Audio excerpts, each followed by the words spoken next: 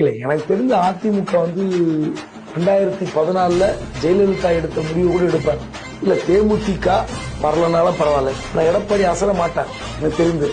ஏனென்றால் கூட இருக்கிற ஆட்களுடைய பெரிய பெரிய ஆட்களே பார்த்துட்டார். சசிகலா விட ஒரு பெரிய ஆள் உண்டு அரசியல் அப்படின்னு சொன்ன டிடியோட நிலைமை என்ன?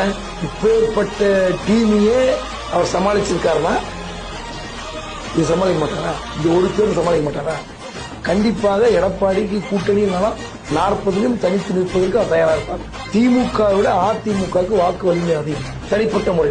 ரெண்டு கட்சிக்கும் 22 அது 24, இது 23 அது 27, 2-3% கூடுதலாக அதிமுக வாக்கு வங்கி இருக்கிறது.